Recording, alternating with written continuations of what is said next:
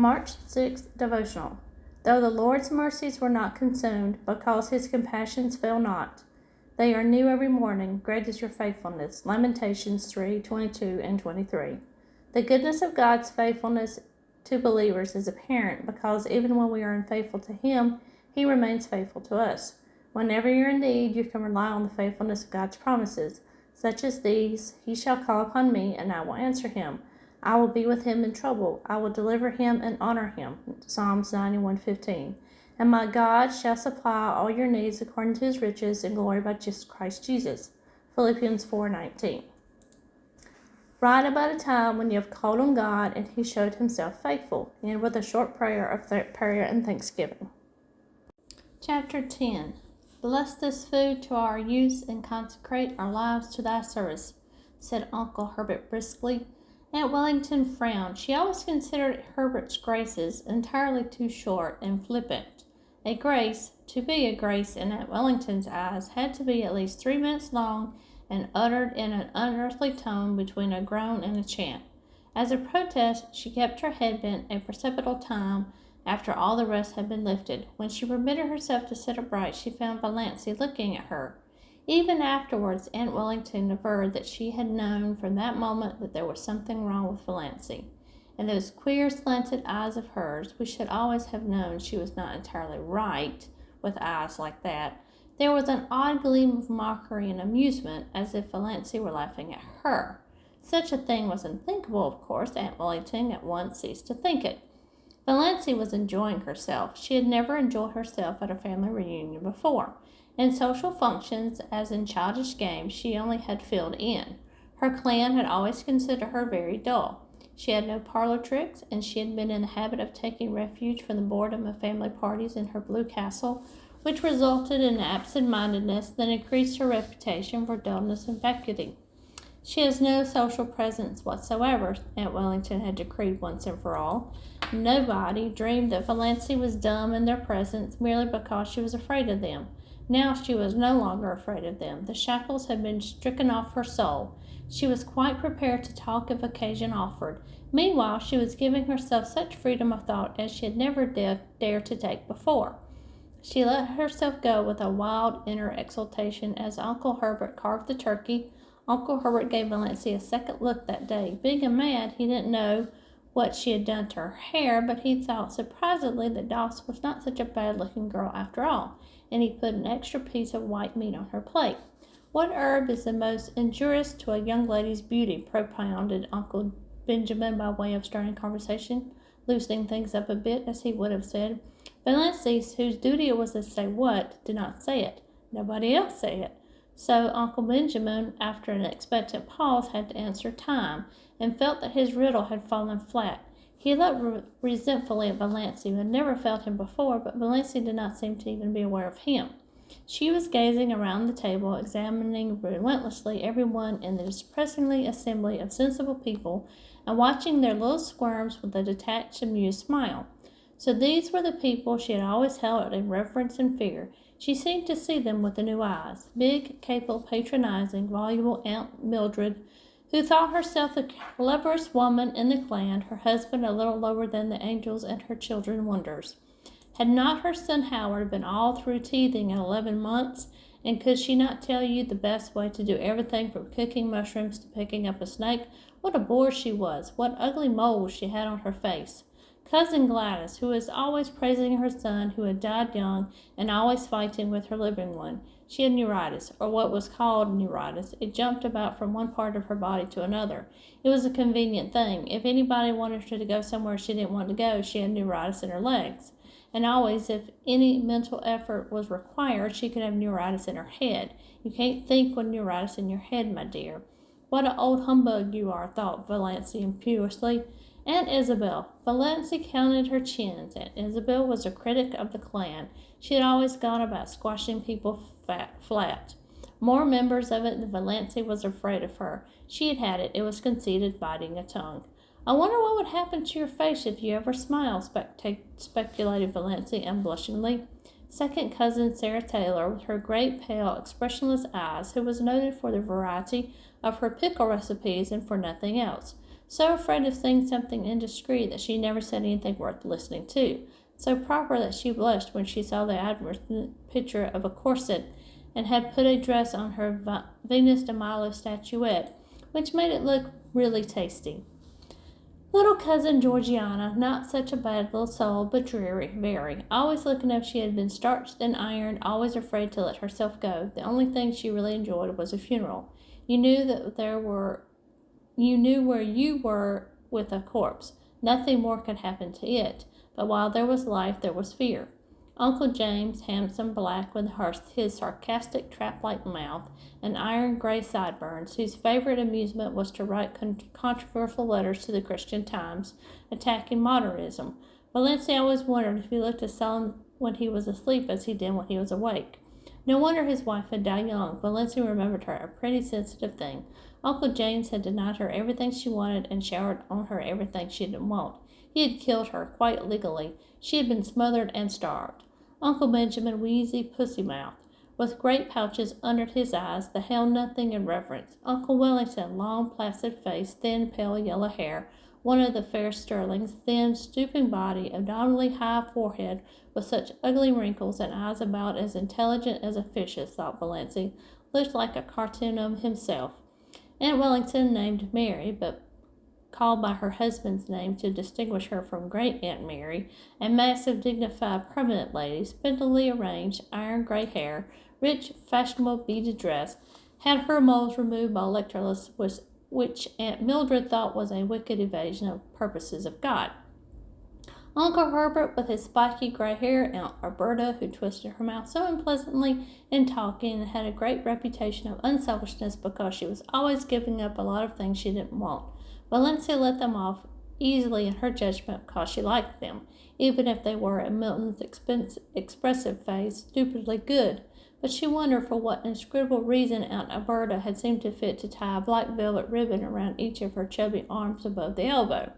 Then she looked across the table at Olive, who had been held up to her as a paragon of beauty, behavior, and success as long as she could remember.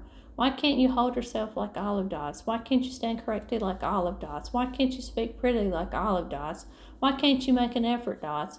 Valencia's elfin eyes lost their mocking glitter and became pensive and sorrowful. You could not ignore or disdain Olive. It was quite impossible to deny that she was beautiful and affected, and sometimes she had a little intelligence. Her mouth might be a trifle heavy. She might show her fine white regular teeth rather too lavishly when she smiled. But when all was said and done, Olive justified Uncle Benjamin's summing up a stunning girl. Yes, Valencia agreed in her heart, Olive was stunning. Rich golden brown hair, elaborately dressed with a sparkling bandeau, holding its glossy puffs in place, large brilliant blue eyes and thick silken lashes, face of rose and bare neck of snow, rising above her gown, great pearl bubbles in her ears, the blue-white diamond flame on her long, smooth, waxen finger with its rosy pointed nail, arms of marble gleaming through green chiffon and shadow lace. Valencia felt suddenly thankful that her own scrawny arms were decently swathed in brown silk. Then she resumed her tabulation of Olive's charms. Tall, queenly, confident, everything that Valencia was not, dimples too in cheeks and chin. A woman with dimples always gets her own way, thought Valencia in a recurring spasm of bitterness at the fate which had denied her even one dimple. Olive was only a year younger than Valencia, though a stranger would have thought that there was at least 10 years between them, but nobody ever dreaded old maidenhood for her. Olive had been surrounded by a crowd of eager beaux since she was her early teens, just as Amira was always surrounded by a fringe of cards, photographs, programs, and invitations. At 18, when she had graduated from Havergal College, Olive had been engaged to Will Desmond, lawyer embryo. Will Desmond had died, and Olive had mourned for him properly for 2 years. When she was 23, she had a hectic affair with Donald Jackson, but Aunt and Uncle Wellington disapproved of that, and in the end Olive dutifully gave him up. Nobody in the Sterling clan, whatever outsiders might say, hinted that she did so because Donald himself was cooling off. However that might be, Olive's third venue met with everybody's approval. Cecil Price was clever and handsome and one of the Port Lawrence Prices. Olive had been engaged to him for 3 years. He had just graduated in civil engineering, and they were to be married as soon as he landed a contract. Olive's chest was full to overflowing with exquisite things, and Olive had already confided to Valancy what her wedding dress was to be. Ivory silk draped with lace, white satin court train lined with pale green georgette, heirloom veil of Brussels lace. Valancy knew also, though Olive had not told her, that the bridesmaids were selected and that she was not among them. Valancy had, after a fashion, always been Olive's confidant, perhaps because she was the only girl in the connection who could not bore Olive with return confidences. Olive always told Valancy all the details of her love affairs from the days from when the little boys in school used to persecute her with love letters. Valancy could not comfort himself by thinking these affairs mythical. Olive really had them. Many men had gone mad over her besides the 3 fortunate ones.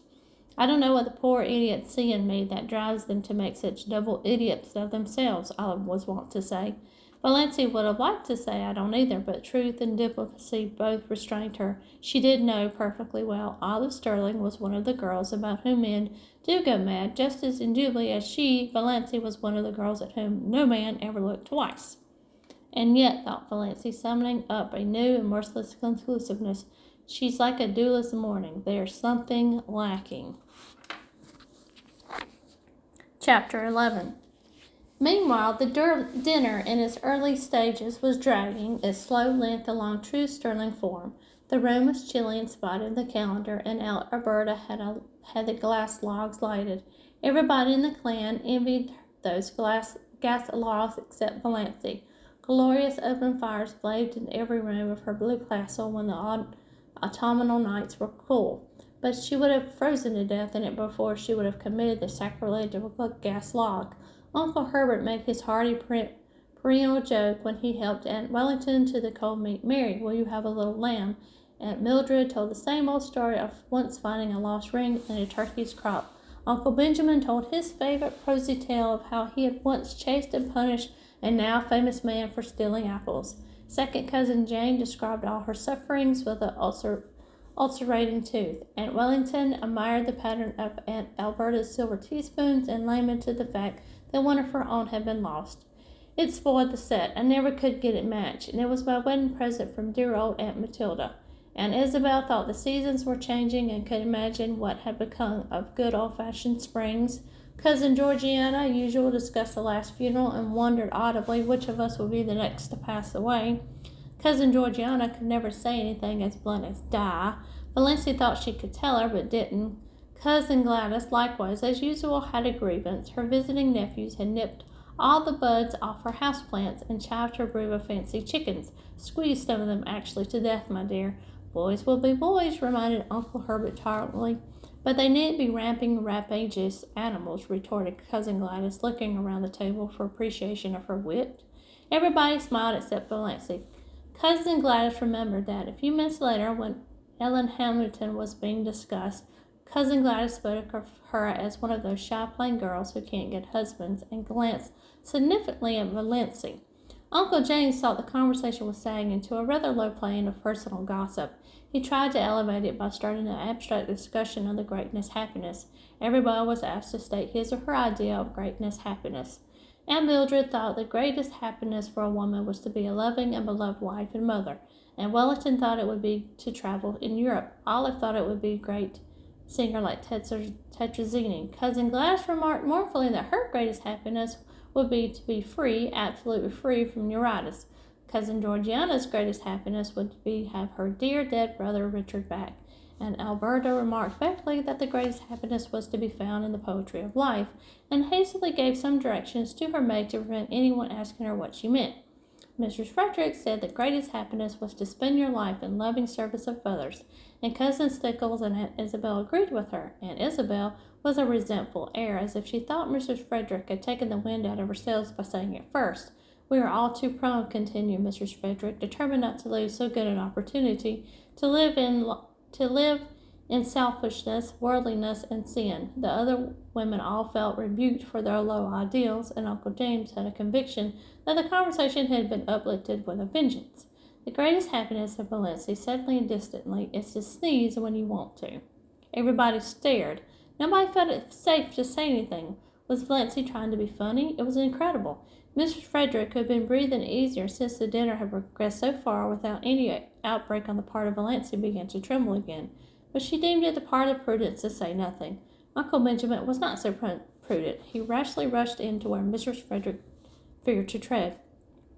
Dulcie, he chuckled, what is the difference between a young girl and an old maid? One is happy and careless, and the other is happy and hairless, said Valancy. You have asked that riddle at least 50 times in my recollection.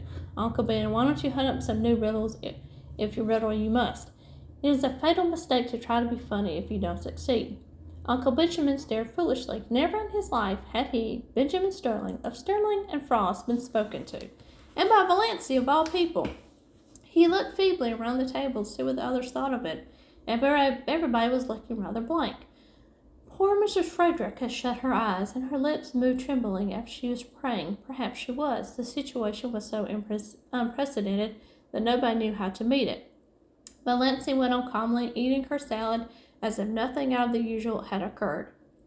Aunt Alberta, to save her dinner, plunged into an account of how a dog had bitten her recently. Uncle James, to back her up, asked where the dog had bitten her. Just a little below the Catholic Church, said Aunt Alberta. At that point, Valancy laughed. Nobody else laughed. What was there to laugh at? Is that a vital part? Asked Valancy. What do you mean? Said the bewildered Aunt Alberta, and Mrs. Frederick was almost driven to believe that she had served God all her years for naught. Aunt Isabel concluded that it was up to her to suppress Valancy. Doss, you're horribly thin, she said. You are all corners. Do you ever try to fatten up a little? No, Valancy was not asking quarter or giving it, but I can tell you where you'll find a beauty parlor in Port Lawrence where they can reduce the number of your chins. Valancy! The protest was wrung from Mrs. Frederick. She meant her tone to be stately and majestic as usual, but it sounded more like an imploring whine, and she did not say Doss. She's feverish, said Cousin Stickles to Uncle Benjamin in an agonized whisper. We thought she's been feverish for several days. She's gone dippy, in my opinion, growled Uncle Benjamin. If not, she ought to be spanked. Yes, spanked. You can't spank her, Cousin Stickles was much agitated. She's 29 years old. So there's the advantage, at least, at being 29, said Valancy, whose ears had caught the aside. Doss, said Uncle Benjamin, when I am dead, you may say what you please. As long as I am alive, I demand to be treated with respect. Oh, but you know we're all dead, said Valancy. The whole Sterling clan. Some of us are buried and some of us aren't yet. That's the only difference. Doss, said Uncle Benjamin, thinking I might cow Valancy. Do you remember the time you stole a raspberry jam? Valancy flushed scarlet, with suppressed laughter, not shame. She'd been sure Uncle Benjamin would drag that jam in somehow. Of course I do, she said. It was good jam. I've always been sorry I hadn't had time to eat more of it before you found me. Oh, look at Aunt Isabel's profile on the wall. Did you ever see anything so funny? Everyone looked, including Aunt Isabel herself, which of course destroyed it. But Uncle Herbert said kindly, I wouldn't eat any more if I were you, Doss. It isn't that I grudge it, but I don't think you would be better for yourself. Your stomach seems a little out of order. Don't worry about my stomach, my old dear, said Valancy. It is all right. I'm going to keep right on eating. It's so seldom I get the chance of a satisfying meal. It was the first time anyone had been called old dear in Deerwood. The Sterlings thought Valancy had invented the phrase, and they were afraid of her from that moment. There was something so uncanny about such an expression. But in poor Mrs. Frederick's opinion, the reference to a satisfying meal was the worst thing Valancy had said yet. Valancy had always been a disappointment to her. Now she was a disgrace. She thought she would have to get up and go away from the table, yet she dared not leave Valancy there. Aunt Alberta's maid came in to remove the salad plates and bring in the dessert. It was a welcome diversion. Everybody brightened up with determination to ignore Valancy and talk as if she wasn't there. Uncle Wellington mentioned Barney Snaith. Eventually someone did mention Barney Snaith at every Sterling function, Valancy reflected. Whatever he was an individual that could not be ignored. She resigned herself to listen. There was a subtle fascination in the subject for her, though she had not yet faced this fact. She could feel her pulses beating to her fingertips. Of course they abused him. Nobody ever had a good word to say of Barney Snaith. Of all the wild tales were canvassed, the faulting cashier, counterfeiter, infidel, murderer, and hiding legends were thrashed out. Uncle Wellington was very indignant that such a creature should be allowed to exist at all in the neighborhood of Deerwood. He didn't know what the police at Port Lawrence were thinking of. Everybody would be murdered in the bed some night. It was a shame that he should be allowed to be at large after all he had done. What has he done? Asked Valancy suddenly. Uncle Wellington stared at her, forgetting that she was to be ignored. Done? Done? He's done everything. What has he done? Repeated Valencia exorably. What do you know that he has done? You're always running him down. And what has ever been proved against him? I don't argue with women, said Uncle Wellington, and I don't need proof. When a man hides himself up there on the island of Mollusca every year in and out, nobody can find out where he came from and how he lives or what he does there. That's proof enough. Find a mystery and you find a crime. The very idea of a man named Snaith, said second cousin Sarah. Why, the name itself is enough to condemn him. I wouldn't like to meet him in the dark lane, shivered cousin Georgiana. What do you suppose he would do to you? Asked Valancy. Murder me, said cousin Georgiana solemnly. Just for the fun of it? Suggested Valancy. Exactly, said cousin Georgiana unsuspiciously. When there is so much smoke, there must be some fire. I was afraid he was a criminal when he first came here. I felt he had something to hide. I am not often mistaken in my intuitions. Criminal? Of course he's a criminal, said Uncle Wellington. Nobody doubts it, glaring at Valancy. Why, they've served a term in the penitentiary for embezzlement. I don't doubt it.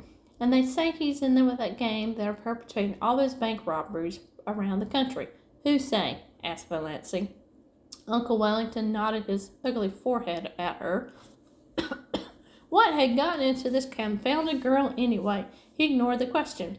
He has the identical look of a jailbird, snapped Uncle Benjamin. I noticed it the first time I saw him.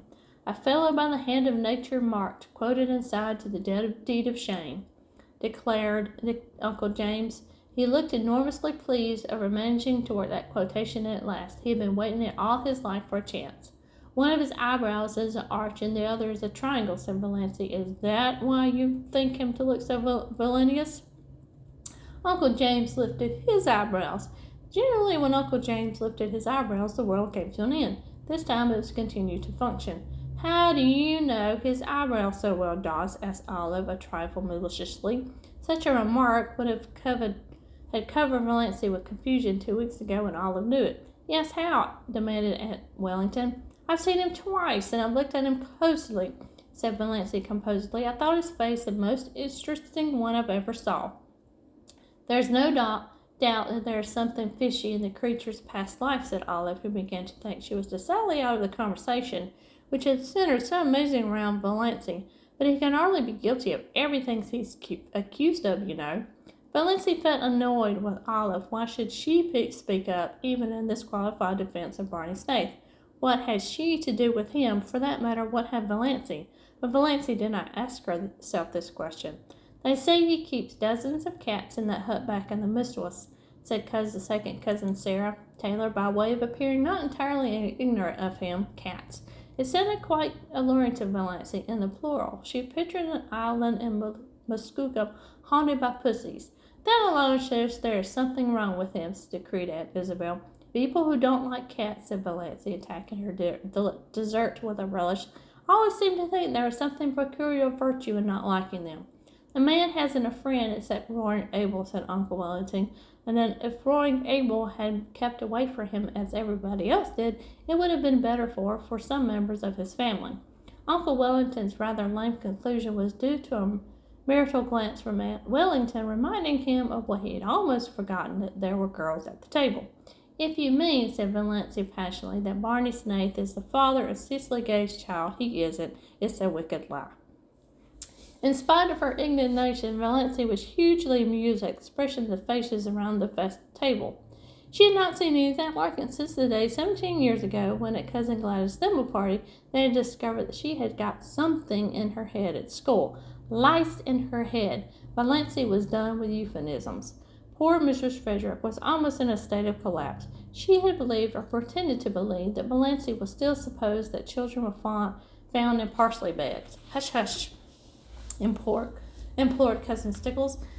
I don't mean to hush, said Valancy purposely. I've hushed all my life. If I'll scream if I want to, don't make me want to, and stop talking nonsense about Barney Snaith.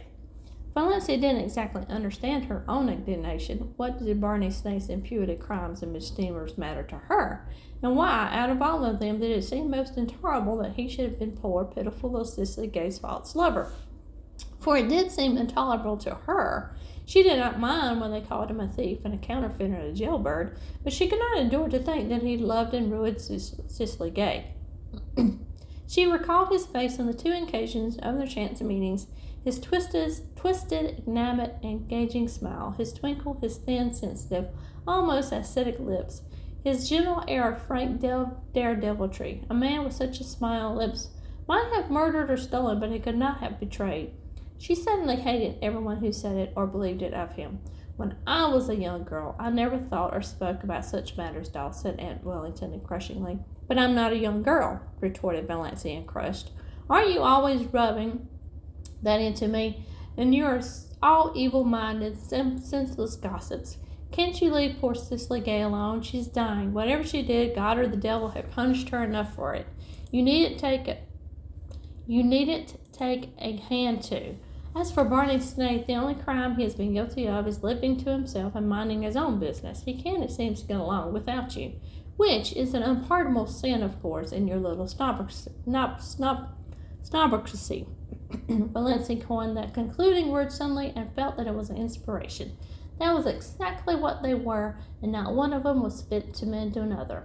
Valencia, your poor father would turn over in his grave if he could hear you, said Mrs. Frederick. I dare say he would like that for a change, said Valencia brazenly. Doss, said Uncle James heavily, the 10 Commandments are fairly up to date still, especially the 5th. Have you forgotten that? No, said Valencia, but I thought you had, especially the 9th.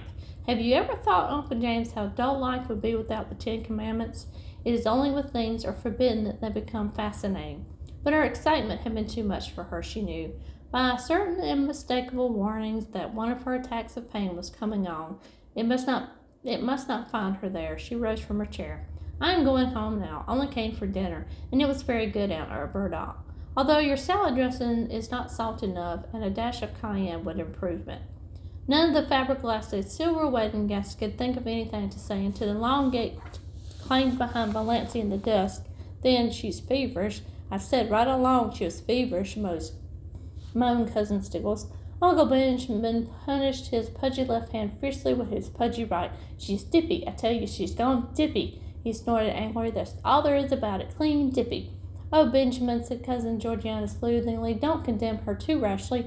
We must remember what dear old Shakespeare says, that charity thinketh no evil. Charity poppycock, snorted Uncle Benjamin. I never heard a young woman talk such snuff in my life. She just did. Talking about things she ought to be ashamed to think of, much less mention. Blaspheming, insulting us. What she wants is a generous dose of spankweed, and I like to be the one to administer it. Uncle Benjamin gulped down half of the scalding cup of coffee. Do you suppose that the mumps could work on a person that way? Wailed Cousin Stickles. I opened an umbrella in the house yesterday, sniffed Cousin Georgiana. I knew it betokened some misfortune. Have you tried to find out if she has a temperature? Asked Cousin Mildred. She wouldn't let Amelia put the thermometer under her tongue, whimpered Cousin Stickles.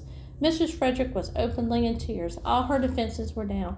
I must tell you, she sobbed, that Valencia has been acting very strangely for over 2 weeks now.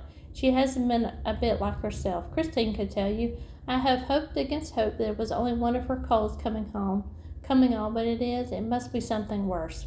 This is bringing on my neuritis again, said Cousin Gladys, putting her hand to her head. Don't cry, Amelia, said Herbert kindly, pulling nervously at his spiky gray hair. He hated family ructions, very considerate of Doss to start one at his silver wedding. Who could have supposed she had it in her? You'll have to take her to the doctor. There may be a brainstorm. There are such things as brainstorms nowadays, aren't there? I suggested consulting a doctor to her yesterday, moaned Mrs. Frederick, and she said she wouldn't go to a doctor. Wouldn't. Oh, surely I've had trouble enough. And if she won't take the red firm bitter, said Cousin Stickles, or anything, said Mrs. Frederick, and she's determined to go to the Presbyterian church, said Cousin Stickles, repressing, however, to her credit, be it said, the story of the banister. That proves she's dippy, growled Uncle Benjamin. I noticed something strange about her the minute she came in today. I noticed it before today. Uncle Benjamin was thinking of the Marazza. Everyone said today she looked unbalanced mind. That question was a vital part. Was there any sense at all to that remark? None whatever. There had never been anything like that in the Sterlings. It must be from the Wasbaras. Poor Mrs. Frederick was too crushed to be indignant. I've never heard of anything like that in the Wasbaras, she sobbed. Your father was odd enough, said Uncle Benjamin. Poor Pa was peculiar, admitted Mrs. Frederick cheerfully, but his mind was never affected. He talked all his life exactly as Melancy did today, retorted Uncle Benjamin, and he believed he was his own great-great-grandfather born over again. I've heard him say it. Don't tell me that a man who believed a thing like that was ever in his right senses. Come, Amelia, stop sniffling. Of course Dot has made a terrible exhibition of herself today, but she's not responsible. Old maids are apt to fly off like a tangent like that. If she had been married when she should have been, she wouldn't have got like this. Nobody wanted to marry her, said Mrs. Frederick, who felt that somehow Uncle Benjamin was blaming her. Well, fortunately, there's no outsider here, snapped Uncle Benjamin. We may keep it in the family yet, and I'll take her over to see Dr. Marsh tomorrow. I know how to deal with the pig-headed people. Won't that be best, James? We must have medical advice, certainly, agreed Uncle James. Well, that's settled. In the meantime, Amelia, act as if nothing had happened and keep an eye on her. Don't let her be alone. Above all, don't let her sleep alone. Renewed whimpers from Mrs. Frederick. I can't help it. Night before last, I suggested she'd better have Christine sleep with her. She positively refused and locked her door. Oh, you don't know how she's changed. She won't work. At least she won't sew. She does her usual housework, of course, but she wouldn't sweep the parlor yesterday morning. Though we always sweep it on Thursday, she said she'd wait till it was dirty. Wouldn't you rather sweep a dirty room than a clean one? I asked her. She said, of course. I'd see something for my labor then. Think of it. Uncle Benjamin thought of it. The jar of potpourri, Cousin Stickles pronounced it as it's spelled, has disappeared from her room. I found it in pieces in the next lot. She won't tell us what's happened to it. I should never have dreamed it of Dot, said Uncle Herbert. She was always seemed such a quite sensible girl, a bit backward but sensible.